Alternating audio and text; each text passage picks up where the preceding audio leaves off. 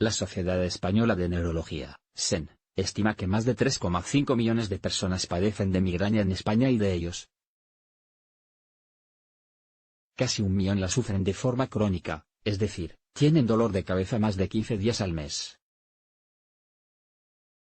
De acuerdo a los datos del estudio Primera, realizado en España por miembros del grupo de estudio de cefaleas de la SEN en pacientes que acudían por primera vez a la consulta de neurología, más de un 70% de los pacientes con migraña presentan una discapacidad grave, y un 14% una discapacidad moderada.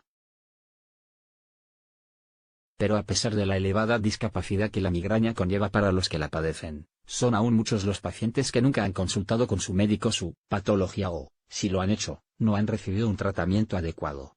Las cefaleas en general y la migraña en particular, suponen el primer motivo de consulta neurológica.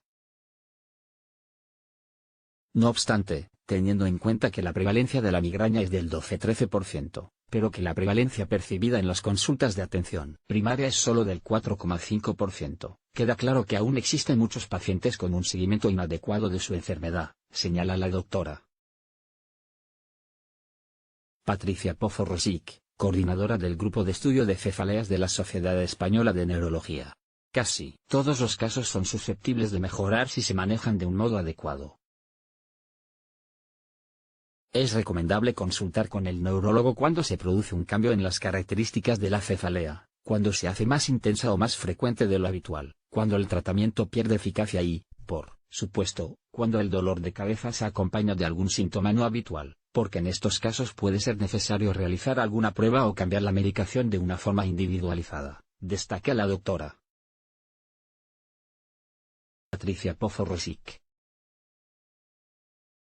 Una vez diagnosticada una migraña, el tratamiento se divide en dos: tratamiento sintomático y tratamiento preventivo. Estos tratamientos tienen el objetivo de aliviar el dolor, restaurar la función y reducir la frecuencia de dolor de cabeza. Además, un objetivo adicional puede ser la prevención de la progresión hacia una migraña crónica. El tratamiento preventivo es necesario cuando la migraña es difícil de controlar y aumenta en frecuencia y duración.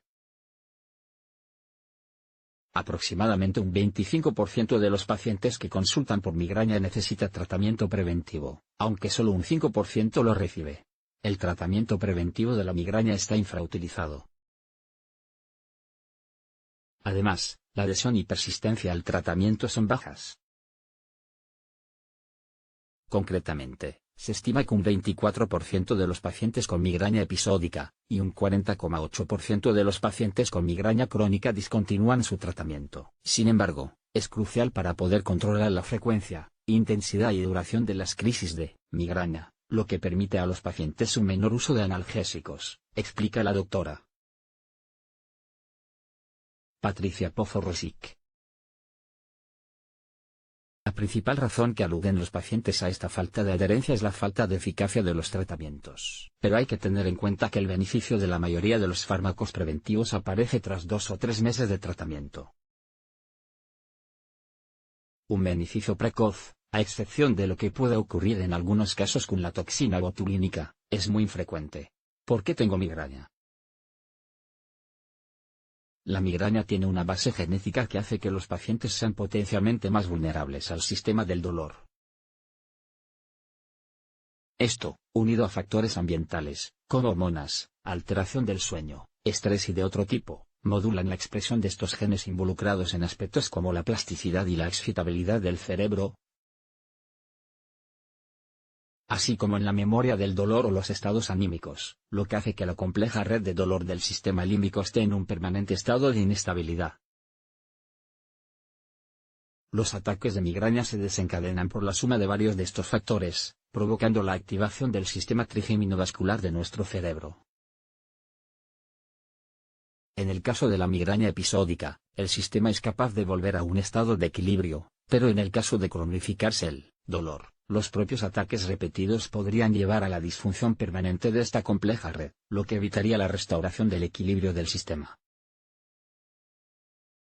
Acude al médico para obtener un tratamiento preventivo. Mantén a raya el estrés. Evita la sobreexposición al sol o la claridad.